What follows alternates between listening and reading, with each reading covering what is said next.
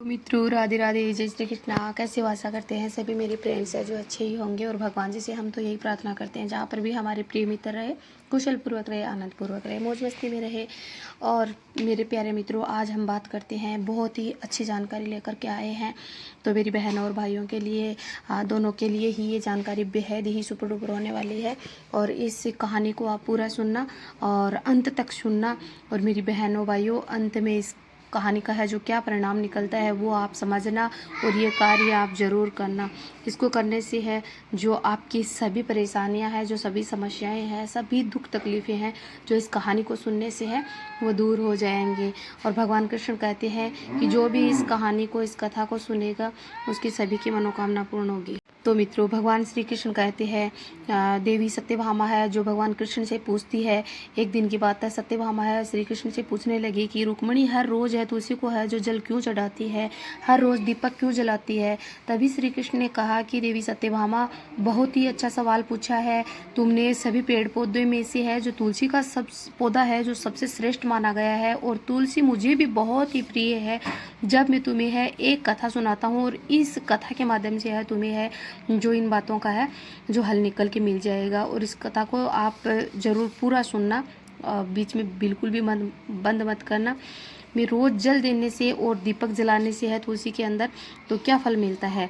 अब तुम इस कथा को है ध्यानपूर्वक सुनो। जो भी इस कथा को सुनता है सभी की सुखों की है जो प्राप्ति होगी और गरीबी दूर हो जाएगी। और एक बार की बात है मेरी बहनों भाइयों कि श्याम नाम का है जो एक वैश्य था जिसके पास सभी सुख था, लेकिन एक चीज़ का सुख नहीं था। वो क्या था? संतान का सुख नहीं था। संतान न होने के कारण वह बहुत ही दुखी थे। एक दिन वह दिन में अपनी पत्नी से है जो कहने लगा कि हमारे पास है धन दौलत गाड़ी बंगले सब है, पर हमें एक चीज़ का सुख है जो नहीं है, सुख की प्राप्ति नहीं हुई है। वो है कि अपनी कोई संतान नहीं है, इसलिए हमें है जीवन जीने का आनंद नहीं आता है। और जब ही मन को सुकून मिलेगा जब अपनी संतान होगी। मैंने सारे उपाय कर डाले हैं, दान पुण्य पूजा पाठ सभी मंदिरों में किया है, वेदी को बुलाया है, पर कोई भी सार है जो नहीं निकला है। आखिर कारण क्या है? तो एक दिन वह वेद वशिष्ठ के आश्रम में गए और वहाँ जाकर वेद जी से कहा कि हे ऋषि मुनिवर, मैं बहुत दुखी हूँ और मेरी आप है जो प्रार्थना सुनो। वेद ऋषि ने कहा कि बोलो क्या बात है। बोले मेरी संतान नहीं है, मैं संतानहीन हूँ, कृपया मुझे बताइए मैंने ऐसा कौन सा जो पाप किया है जिसकी वजह से है मुझे संतान नहीं हुआ है। ऐसा कौन सा कारण है जिसके कारण में है जो निसंतानता का ये दुख है जो झेल रहा हूँ। तो ऋषि मुनिवर ने कहा कि मैं अभी है जो मेरी दिव्य दृष्टि से है जो तुम्हारे पिछले कर्मों का है जो देखता हूँ कि तुमने क्या कर्म किए हैं। तभी ऋषि मुनि ने है जो अपनी दिव्य दृष्टि से है जो अपने कर्मों के है उनके कर्मों को देखा। तो एक दिन की तुम्हारे दरवाजे पे है, बताया उसको कि एक दिन तुम्हारे दरवाजे पे है एक भूखी प्यासी है जो गाय आई थी और वह है जो बछड़े को जन्म देने ही वाली थी। तो तुमने उसी को ना तो आपने है जो पानी पिलाया और ना ही आपने है उसको चारा खिलाया, और उसको है डंडे से पीट कर है जो तुमने है जो भगा दिया। और उसी समय वह बहुत कमज़ोर हो गई और भूख प्यास की वजह से है जो उसने एक बछड़े को जन्म दिया था। और फिर वह एक बछड़े को जन्म दिया तो फिर वह अपने बछड़े को दूध भी ना पिला सकी और चक्कर खा करके है जो कमजोरी की वजह अपने है जो मतलब वहाँ धरती पे ज़मीन पे है जो गिर पड़ी थी। तो फिर वह ही है जो तुम्हारे है जो गाय ने तुम्हें है श्राप दे दिया था। तो इसका अच्छा इसी का मतलब उसी गाय के श्राप के कारण में है जो पिता नहीं बन सकता, तो वही कारण है। फिर वैसे श्याम सुंदर बहुत दुखी हुआ और मुनिवर से कहने लगा कि इस श्राप से मैं कैसे है जो बचूं, मुझे छुटकारा कैसे मिलेगा, क्या करना होगा। तब मुनिवर ने कहा कि तुम्हें यज्ञ करना होगा और ब्राह्मणों को है जो गायों का दान करना होगा, और दान करने से तुम्हें है जो संतान की प्राप्ति है जो होगी और पापों से तुम्हें है जो मुक्ति मिलेगी। मुनिवर आपका धन्यवाद कहकर श्याम सुंदर है जो अपने घर में आता है और ये कहा कि मैं इस कार्य को, ये यज्ञ को है जो अवश्य करूँगा और गायों का दान मैं अवश्य करूँगा। ऐसा कहकर है वह अपने घर को है जो आ गया और इन पापों से मुक्ति पाने के लिए सब कुछ करूँगा। और फिर अपने घर आकर के है जो अपनी पत्नी से है जो सारी बातें विस्तार से बताने लगा और कहने लगा कि ऋषि मुनिवर ने ये कहा है कि तुम्हें यज्ञ करना होगा और यज्ञ में है जो सब ये गायों का दान करना होगा, परंतु एक बड़ी दुख की बात भी है इसमें। बोले क्या? बोले कि है अपना पुत्र होगा, पुत्र केवल 18 वर्ष तक ही जीवित रहेगा, लेकिन कुछ दिनों के लिए ही है जो अपना सुख सही, लेकिन हो तो जाएगा, अपने संतान को अपन देखेंगे 18 वर्ष तक। तो फिर ऐसा करके है वह बहुत दुखी भी थे और बहुत खुशी भी थे। और ऐसे करके है जो फिर दोनों ने तय किया कि चलो कोई दिक्कत नहीं है, ये करेंगे हम। तो फिर है यज्ञ हवन है जो करवाया और ब्राह्मणों को है जो दान दिया। और उसी समय यज्ञ में है अग्निदेव प्रकट हुए और कहा कि याद रखना, तुम्हें उन दोनों पति पत्नी ने यज्ञ देवता से कहा कि हे भगवान यज्ञ देवता, हमें आशीर्वाद दो कि हमें पुत्र की प्राप्ति हो। तो यज्ञ देवता प्रकट हुए यज्ञ में और उन्होंने कहा कि चलो ये बात स्वीकार है मुझे, परंतु तुम्हारा एक पुत्र होगा और पुत्र की आयु केवल 18 वर्ष तक ही है जो होगी, वह 18 वर्ष तक ही जीवित रहेगा। तो वह श्याम सुंदर और उनकी पत्नी ने है जो स्वीकार किया और यज्ञ समाप्त हुआ। फिर कुछ 9 महीने बाद है उनको, उनकी पत्नी को है जो एक सुंदर तेजस्वी पुत्र की है जो प्राप्ति हुई और उनको जन्म दिया। और अच्छे संस्कार अपने उन्होंने है जो श्याम सुंदर और उनकी पत्नी ने अपने पुत्र को है जो अच्छे संस्कार दिए और फिर है शिक्षा ग्रहण के लिए है जो कहीं दूर भेज दिया। और फिर जब 16 साल का हो गया तो वह सोचने लग गए कि अब है उनकी है जो शादी है हमें कर देनी चाहिए।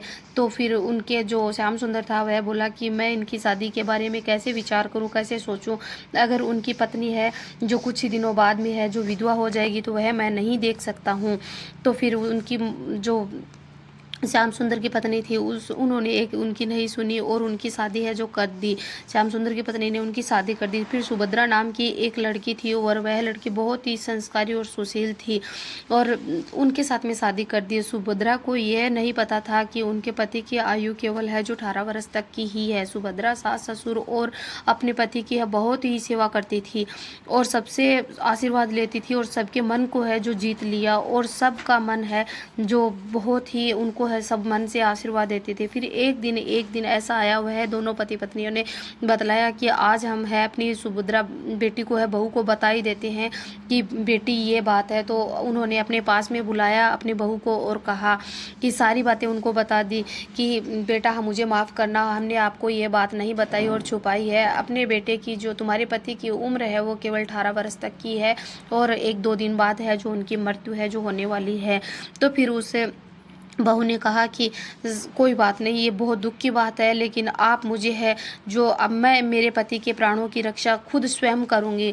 आप मुझे है जो एक दीपक और एक जल का लोटा और एक गाय है जो मुझे लाकर दे दीजिए और फिर मैं अपने पति के प्राणों की रक्षा कर लूँगी। श्याम सुंदर ने बहुत तेज़ी से है जो ऐसे किया। सुभद्रा को है जो एक दीपक और एक जल का लोटा और एक है जो गाय है तुरंत है जो ला कर के दी। फिर सुभद्रा ने कहा कि धन्यवाद पिताजी। फिर ऐसा कहकर है जो अपने तैयारी में लग गई और अगले ही दिन है सुभद्रा ने सारी तैयारी की और जैसे ही उनके घर है जो उसने सारी तैयारी कर ली और अगले ही दिन उनके पति को यम के दूत लेने ही वाले आने वाले थे उनके घर में। तो सुभद्रा ने है तुलसी माता के पास है जाकर उन तुलसी माता की पूजा की और तुलसी माँ को है प्रणाम किया और पौधे को चुनरी दी, तुलसी माता के पौधे को चुनरी दी और कहा कि हे तुलसी माता, मेरे पति की है ये चुनरी मैं लेकर के आई हूँ। तुलसी माता को प्रणाम किया और कहा कि हे तुलसी माता, मैं ये चुनरी है जो लेकर के आई हूँ और आप मेरे सुहाग की रक्षा करना। तभी यमदूत है जो उनके पति को लेने के लिए आते हैं और तुलसी माता ने है जो उनका रास्ता है जो रोक दिया। तो यम के दूत थे वो चक्कर में पड़ गए कि ये है जो तुलसी के पौधे ने अपना रास्ता क्यों रोक दिया है। तो कहने लगे कि आपने हमारा रास्ता क्यों रोका है। तो तुलसी माता ने कहा कि सुभद्रा ने है जो आप सुभद्रा के पति को है जो नहीं लेकर के जा सकते हो। सुभद्रा ने मेरे ऊपर है जो चुनरी चढ़ाई और कहा है कि हे तुलसी माता, आप मेरी इस चुनरी की है जो आप लाज रखना और मेरे सुहाग के रक्षा करना। तो मैं इसलिए है जो आपको है जो घर के अंदर है जो नहीं जाने दूंगी। ये इनके पति के प्राणों की रक्षा करना मेरा काम है, तो आप इनके पति को है नहीं ले जा सकते हो। तो उसने मुझे चुनरी चढ़ाई है, इसलिए फिर वह यम के दूत थे जो यमलोक में वापस लौट के चले गए और यमदूत चले गए और कहा, यमराज से कहा, धर्मराज जी से कहने लगे कि वहाँ तुलसी के पौधे ने है अपना जो है रास्ता है जो रोक दिया है। तो धर्मराज को है जो गुस्सा आया और कहा कि सुभद्रा के पति के प्राण है जो लेकर आने ही होंगे। फिर है जो धर्मराज ने है 4 यमदूतों को भेजा और कहा कि सुभद्रा के पति के प्राण है जो हमें आज ही चाहिए और लेकर के आओ। तो सुभद्रा को है जो एहसास था कि ये फिर से आएंगे और अपने पति के प्राण की रक्षा अब कैसे करें। तो सुभद्रा को है जो अपने मतलब सुभद्रा ने है जो शाम को समय है जो तुलसी माता के पौधे के अंदर है जो एक है जो घी का दीपक है, गाय के देसी घी का दीपक है, जो जला दिया और कह दिया कि हे दीपक देवता, आप है जो मेरे पति के प्राणों की रक्षा करना। मेरे पति को यम के दूत है जो लेने के लिए आएंगे और आप मेरे पति के प्राणों की रक्षा करना। तो वह घी का दीपक जलाया और फिर यम के दूत आए और सुभद्रा के जो पति थे उनको लेने के लिए आए। 4 यमदूत आए और फिर वह जो दीपक देवता थे, तुलसी का पौधा सो गया था लेकिन दीपक देवता थे, तो उसमें से है जैसे ही वह यमदूत आने लगे तो ये दीपक देव ने है जो कहा, दीपक देव में से दीपक देव प्रकट हो गए और कहा कि आप है जो सुभद्रा के पति को है नहीं ले जा सकते हो।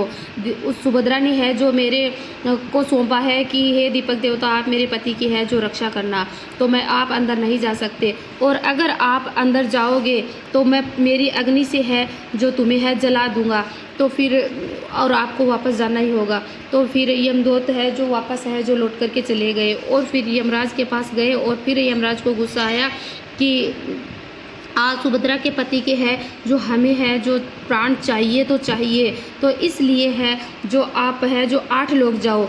तो फिर क्या हुआ कि ये सुभद्रा के घर में है यमराज ने है जो अपने दूतों को है फिर से भेजा। तो सुभद्रा ने है जो अपने जो घर के आगे तुलसी मैया थी, तो तुलसी मैया के आगे है जो एक जल का लोटा है जो भर करके है जो रख दिया और जल के लोटे से कहा कि हे जल देवता, आप है जो मेरे पति की है प्राणों की है जो रक्षा करना। और इतना कह करके वह चली जाती है और फिर यम के दूत आते हैं और आगे बढ़ने लग जाते हैं। तो जल में से जल देवता प्रकट होकर के कहा कि आप आगे मत बढ़ो, आप सुभद्रा के पति को लेकर है जो नहीं जा सकते हो। सुभद्रा ने मुझसे कहा है कि हे जल देवता, आप मेरे पति की रक्षा करना, तो आप आगे नहीं बढ़ सकते और सुभद्रा के पति की रक्षा करना हमारा काम है। आज आप उनको नहीं ले जा सकते और अगर आप आगे बढ़े तो मैं है जो आपके जो यमलोक में है अग्नि को है जो जा कर के है जो पूरी अग्नि को है जो मिटा दूंगा, मेरे जल से है जो पूरी अग्नि मिटा दूंगा। तो आपके यमलोक में है नरकलोक में है जो नरक लोग है वो डगमगा जाएगा। फिर आप है जो ऐसा करो कि वापस ही लौट जाओ तो आपके लिए सही होगा। तो फिर वह यम के दूत थे वापस लौट गए और फिर यमराज से धर्मराज से कहने लगी कि ये बात है, सारी बातें बताई। तो धर्मराज को गुस्सा आया। फिर धर्मराज ने है जो 8 यमदूतों को भेजा, 8 यमदूतों को भेजा। तो उधर सुभद्रा को है जो ऐसे भनक थी कि वह आएंगे। तो फिर सुभद्रा ने क्या किया कि गाय को है अपने घर के आगे है जो बांध दिया और गाय माता को कह दिया कि हे गौ माता, आप मेरे पति के प्राणों की रक्षा करना, यम के दूत मेरे पति को आज है जो लेने आएंगे। और गाय को है जो आप आगे विनती करके है जो बांध दिया। और फिर यम के दूत है जो 8 लोग आए।